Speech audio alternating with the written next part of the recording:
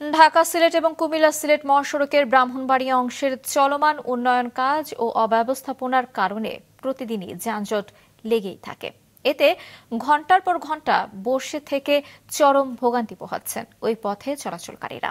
খানাখন্দে ভরা সড়কে বৃষ্টি হলেই দুর্ভোগের মাত্রা চরমে পৌঁছায়। ব্রাহ্মণবাড়িয়া রিপোর্টার আশিক মান্নান হিমেলের তথ্য এবং ছবিতে ডেস্ক রিপোর্ট।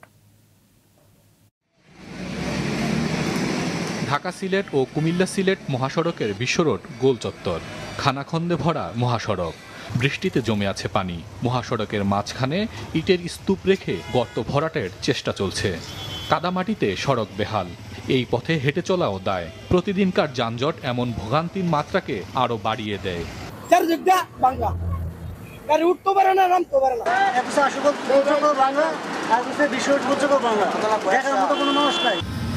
বর্তমানে ঢাকা সিলেট মহাসড়কের আশুগঞ্জ থেকে আখাউড়া স্থলবন্দর পর্যন্ত 51 কিলোমিটার 4 লেন এবং কুমিল্লা সিলেট মহাসড়কের বিশ্বরোড থেকে আশুগঞ্জ পর্যন্ত 24 কিলোমিটার 6 লেন প্রকল্পের কাজ চলছে।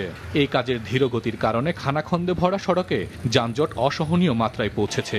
ছুটির দিনে 20 থেকে 30 কিলোমিটার পর্যন্ত পৌঁছায় যানজট। আধা ঘন্টার পথ পাড়ি দিতে সময় লাগে কয়েক ঘন্টা। ঘটছে দুর্ঘটনাও।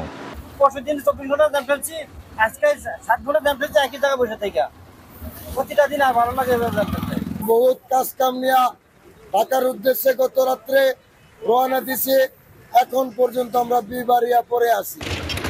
4 লেন প্রকল্প ম্যানেজার জানান, গত বছরের আগস্টের পর ঠিকাদারি প্রতিষ্ঠান ভারতে চলে যায়। এতে কিছুদিন বন্ধ থাকে কাজ। গেল অক্টোবরে তারা ফিরলেও জনবল খুবই কম। এতে কমেছে কাজের গতি। কাজের গতি বর্তমানে খুবই স্লো। তো আমাদের প্যাকেজ 1 এবং 2 অর্থাৎ আশুগঞ্জ থেকে তন্তর বাজার পর্যন্ত প্রায় 38 কিলোমিটার সড়কের মধ্যে 7.5 কিলোমিটার সড়কের অত্যন্ত খুব দুরবস্থা এবং এগুলো মানে খানাখন্দে ভরপুর হয়ে আছে বর্তমানে। তো এর মধ্যে সবচেয়ে যদি জটিল অবস্থা বলি তাহলে আশুগঞ্জ গোলচত্বর এবং সরাইল গোলচত্বর রয়েছে এবং সেই সাথে ব্রাহ্মণবাড়িয়া কুমিল্লা মহাসড়কের শহর অংশের মধ্যে কিছু খারাপ অংশ রয়েছে।